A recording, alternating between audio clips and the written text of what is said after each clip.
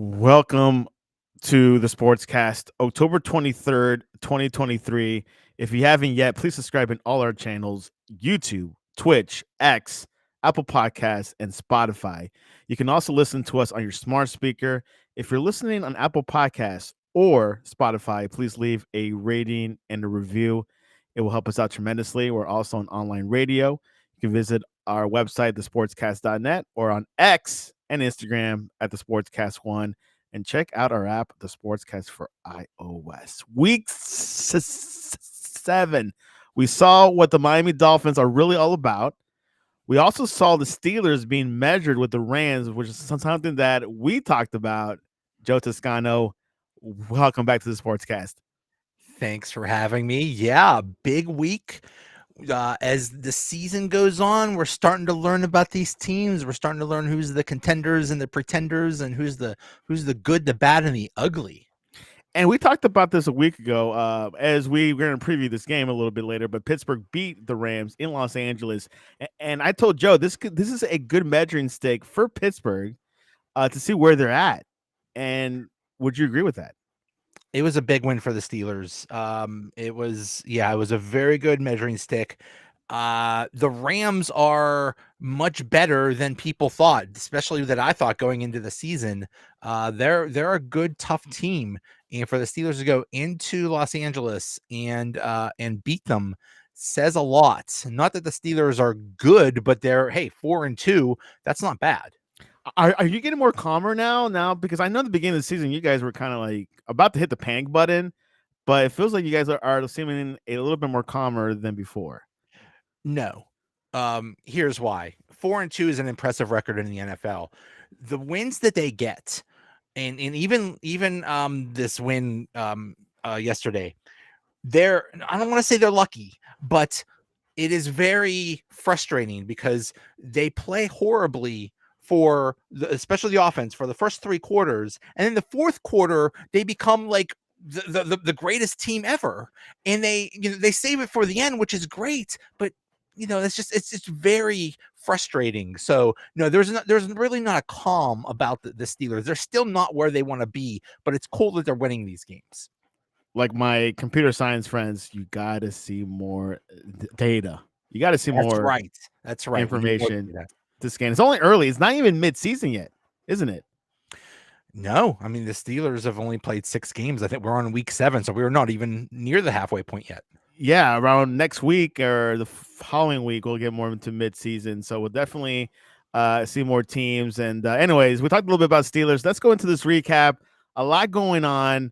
I'm looking forward to the last game we're going to recap because my Dolphins, I don't know. I'm still wondering about it. Anyways, are you ready? Yeah, let's do it. Let's get ready to rumble. Let's first start with Cleveland at Indianapolis. PJ Walker, who replaced injured quarterback Deshaun Watson the first quarter and directed a second straight fourth quarter comeback, relying on Hunt's second score of the day with 15 seconds left to give Cleveland 39-38 victory over the Colts. What a game. Crazy game. The people will say that the refs helped out the Browns because there were crucial penalties in that final drive that gave the Browns basically the touchdown. Okay, whatever. I mean, it's still a high scoring game. Nobody expected this from the Browns or the Colts that they would score this much, yet they did. But the big issue for the Browns is what the heck are they doing at quarterback? Deshaun Watson got knocked out, and apparently he was medically cleared to come back in, and they decided not to bring him back in. This is huge. Either he's really still hurt, which he probably is, or the coaches don't have faith in him or something like that. But I honestly believe they are worse off with Deshaun Watson. They're better off with PJ Walker as their quarterback. PJ Walker beat the 49ers, and now the Colts, he's 2-0. Hey, that's enough information for me to keep him starting. Look, this is my philosophy with quarterbacks. If the quarterback's winning, keep starting them. Exactly. That's my philosophy. And that's going to go for another team we're going to talk about a little bit later on. Jerome Ford, you remember him, had a 69-yard touchdown on the third play of the game and finished with 11 carries for 74 yards, while Walker was 15 of 32 with 178 yards. What a game for Jerome Ford. It is so tough because their entire team was Nick Chubb, and then Nick Chubb got hurt for the year.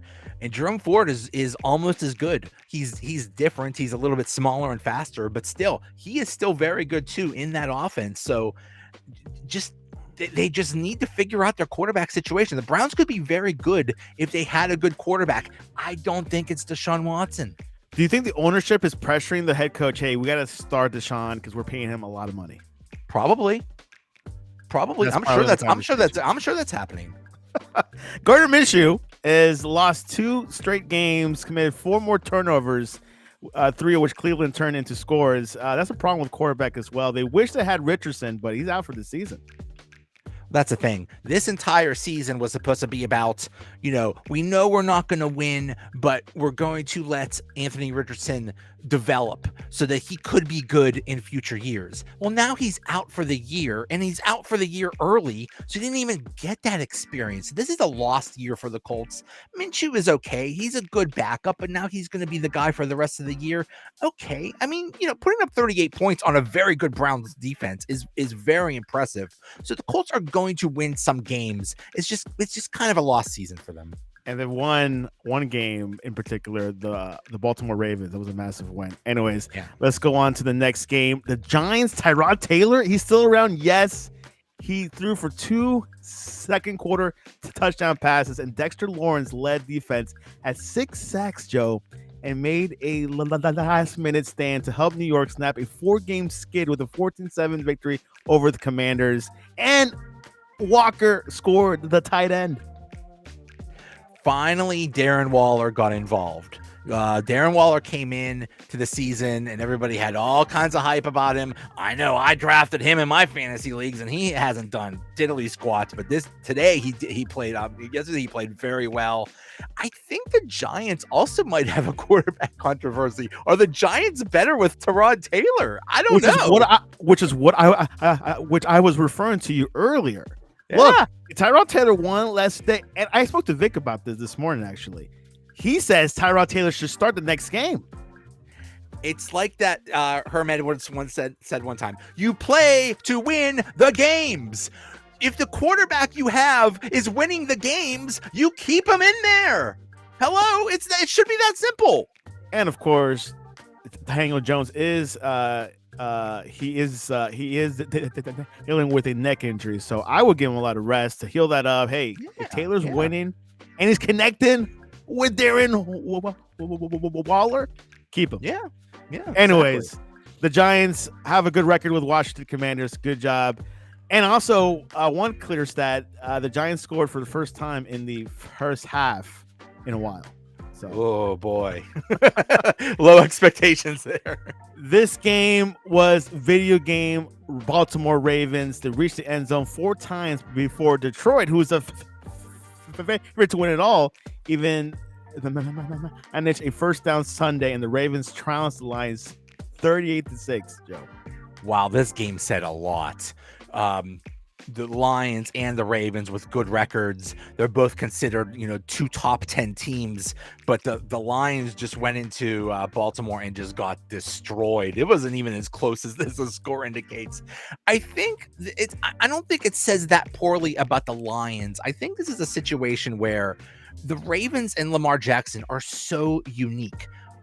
Teams like the Steelers and the Browns and the Bengals, they're used to playing the Ravens because they play him twice every year and they're used to Lamar Jackson. But if you're like the Lions in a whole other conference that you only see him like once every 4 years and you see like Lamar Jackson, he's just a freak. He's unique. There is no other quarterback like him. And you can't replicate him like in a practice field. I think they were just overwhelmed by Lamar Jackson. And also Lamar Jackson is just having an amazing year. He might be the MVP front runner right now, or definitely in the conversation for MVP.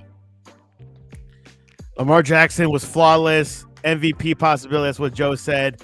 Let's go to Chicago. Tyson Bagent. Have you heard of him? Led 3 touchdown drives in the first start with Justin Fields' highline with the injury. Deontay Foreman ran for 2 scores and caught a touchdown pass, and the Chicago Bears beat the Raiders 30-12. What a win by the Bears. Unbelievable. Absolutely unbelievable. This dude, an undrafted rookie from a Division II school. I don't think I could be wrong on this, but I think that hasn't happened since 1950. And he comes in and he looks good. How is this possible? Every time you have a rookie quarterback coming in or a quarterback coming in cold or something like that, they look like a deer caught in the headlights. And this dude looked amazing. I mean, here, this might be another quarterback controversy. Maybe they're better off with this Badgett dude. Yeah, he was celebrating a lot at the end of the game. So we'll see what happens with Chicago. Another big mystery there. Let's go to Atlanta versus Tampa, overcoming 3 fumbles. The young quarterback lost deep in Tampa Bay's territory, as well as numerous costly penalties in defense. Atlanta rallied Sunday for a 16-13 victory that stopped an 8-game road losing streak and lifted them atop the division. I was surprised about this game, Joe, because I thought Tampa Bay was looking good. They lost 2 home games already, one with the Lions, now with Atlanta. What's going on with this game? I think the Falcons and Tampa are basically at the same level. They're basically pretty good teams that might win or might lose every week, depending on who they play. And this was just a toss-up game. You know, it came down to a last-second field goal, but it could have gone either way. The thing about the Falcons is it all depends on what's his face, the quarterback. I forget his name now, but Falcons Ritter. Ritter. Desmond Ritter. It's all on him. If he did have some fumbles and they have problems with turnovers in the red zone. They can fix that. And Ritter shows flashes of being good. Kind of like the Steelers with Kenny Pickett. Flashes of being good. So if they could just be more consistent with that, if Ritter could actually be a good quarterback, they've got a really good team there. And the Bucs, I think they'll be okay. I think they're just a 50-50 team. Yeah, Ritter, as you were talking about, scored for a 2-yard run for an early 7-0 lead and shrugged off his mistakes to use a 39-yard completion to Kyle Pitts to set up a young Koku third field goal of the game, a 51-yarder as the time expired to hand the Bucs the third loss in 4 games. Let's go into the game of the day, according to Joe. Jalen Warren and Najee Harris rushed for 2 touchdowns in the fourth quarter, and the Steelers awoke from a quiet offensive day just in time for a 24-17 victory. Joe, you got the floor on this game. Yeah, this was a nice win for the Steelers. Basically, their template for winning is that their defense has to play really well, cause turnovers, possibly score touchdowns, and the offense has to be just good enough, and at the end, pull it away. So that's basically how the Steelers need to win. The Rams are still pretty good, but the Steelers were able to neutralize Aaron Donald, and they were able to keep Cooper Kupp to, I think, like 2 catches or something like that. Like they basically neutralized him. Puka Nacua had a huge day, but still, the Steelers defense did enough, and the offense did enough.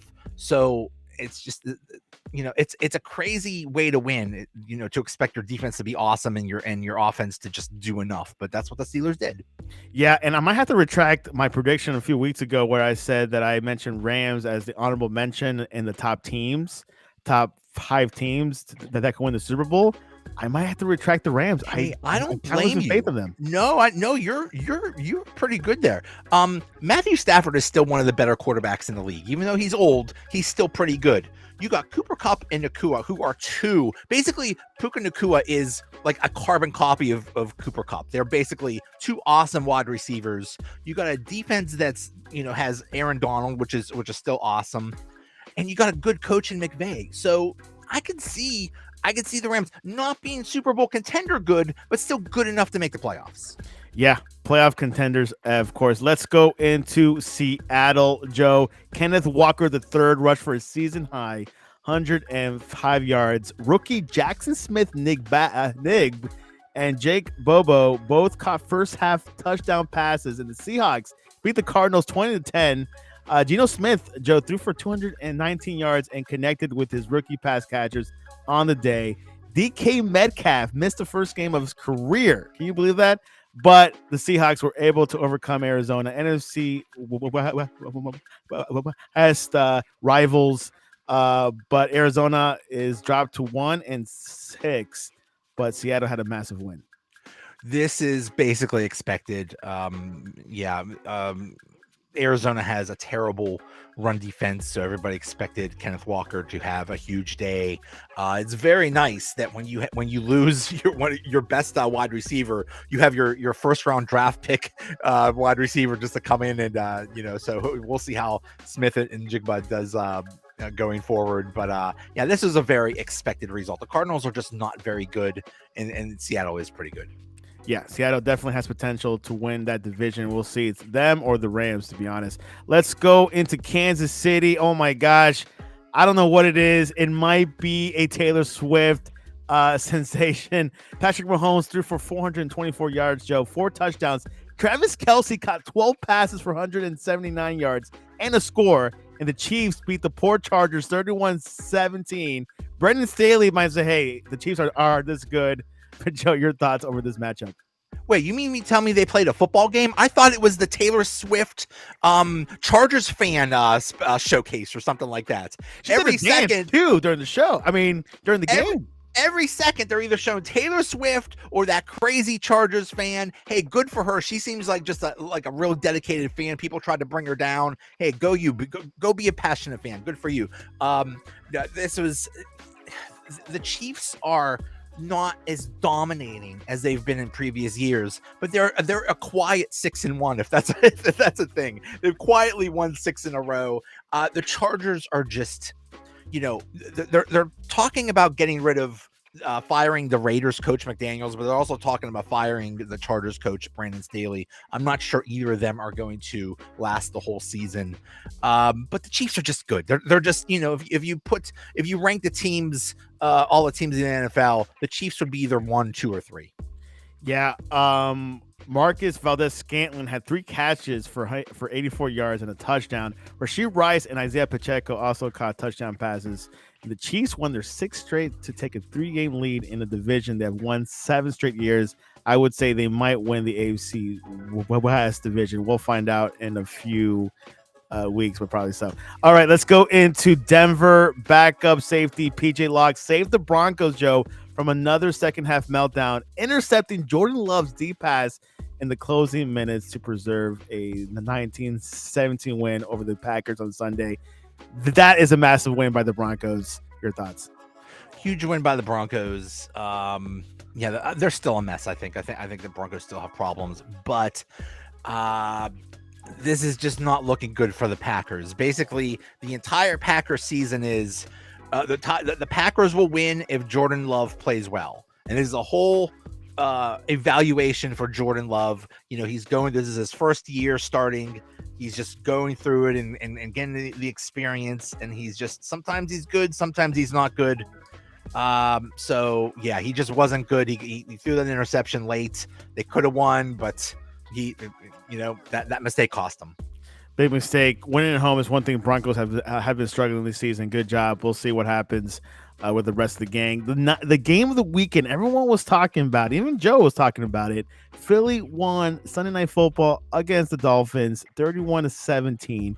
Jalen Hurts had 279 yards, three total touchdowns, and a 32nd career rushing touchdown, tied with Randall Cunningham for the most by a quarterback in franchise history. They did do the tush push. That is an effect. Their success rate, Joe, I think it's like 81% for conversions. Anyways, your thoughts over this matchup? I'm not a fan of the tush push, brotherly shove, whatever you want to call it. That's not football. It's rugby.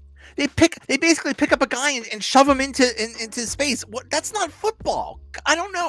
They really should ban that. I don't know. I'm not a fan of that. But hey, they got it to work. So whatever. The Eagles also had their old school uniforms, their Kelly Greens, which I love. I wish they would go to that all the time. But this was a huge statement game for the Dolphins and the Eagles. The Eagles lost last week.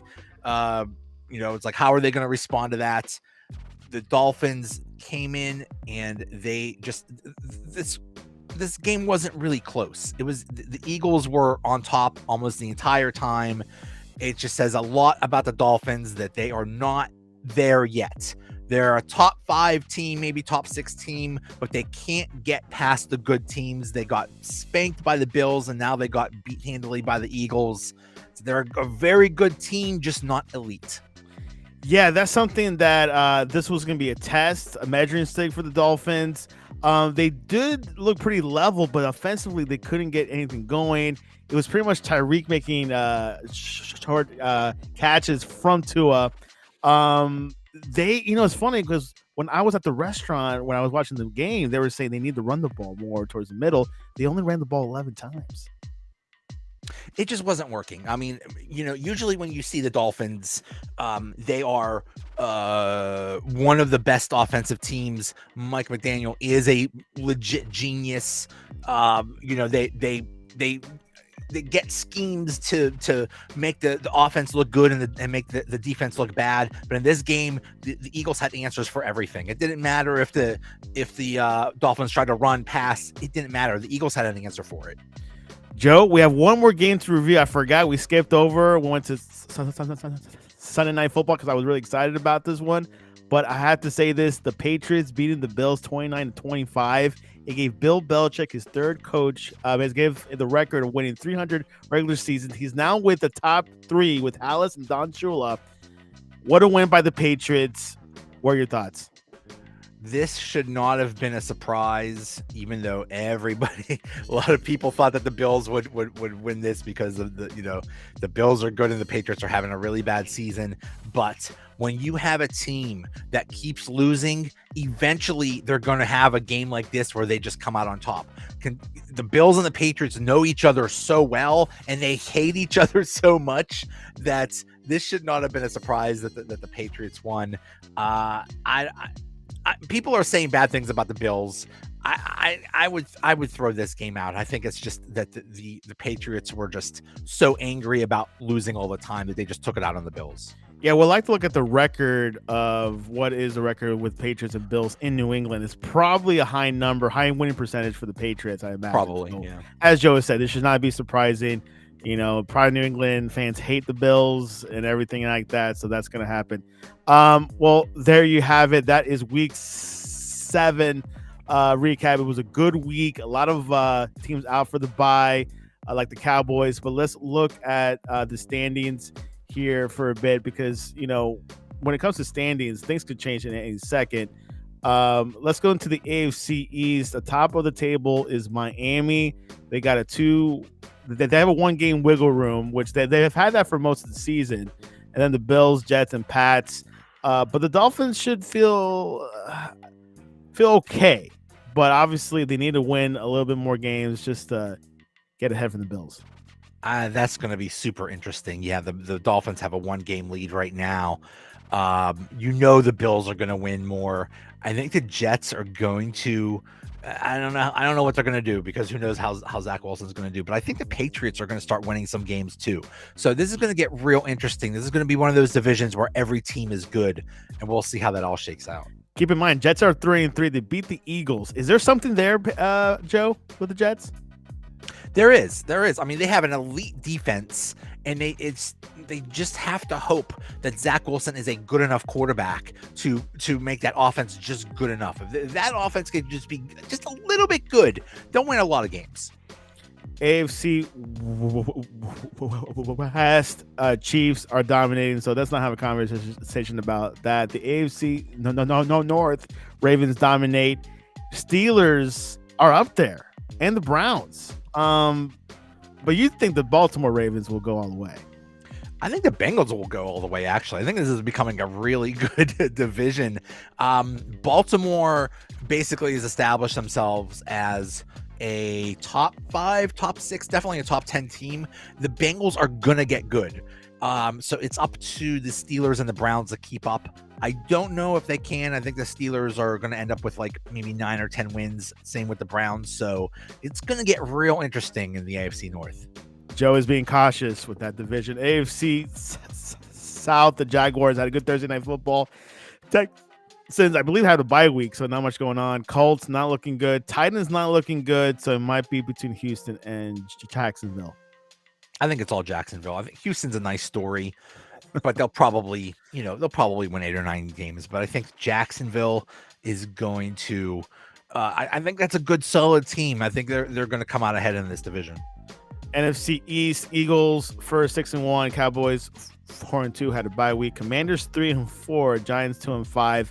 This could also get a little bit mixed for that second place spot, right? It's all on Dallas. What are you, Dallas? Are you an elite team? Are you a Super Bowl contender? Or are you just a team that's going to make the playoffs? Or what's going on here? So that's a big crossroads for Dallas. Eagles are going to easily win this division, but if Dallas can keep up, that'll be really good for them. But I don't know. That's a big question for the Cowboys right now. NFC West, Niners play tonight, which we'll get to that game later. Seattle, second place, 4-2. Then Rams, 3-4. Cardinals, 1-6. I don't think they're going to be competitive. San Francisco, we'll talk about them a little bit later. Let's skip this division. Seahawks are going to hang in there. We'll see when they play San Francisco. NFC North, Lions up top. Little shake up with that loss. That's fine. Minnesota plays tonight. Packers 2-4, Bears 2-5. Wow, the Lions are looking pretty clear there. The Lions, I think, are going to run away with this division. And good for them. That'll give them. They could end up with the number 3 seed in the NFC. Hey, that's not bad. Host a playoff game. Sounds good. Not a bad thing. The South, this one division, Joe, it feels like there's a new team like every week. Even for the past couple of years.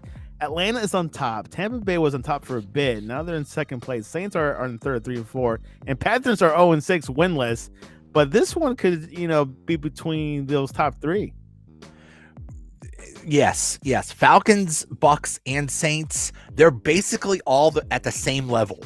So it's just going to be a 3-horse race till the end. And I think it's going to be one of those divisions where one team ends up like 9-8 or something like that, or all 3 teams end up 9-8 and they win on tiebreakers or something like that. I think it's going to be wild till the last minute.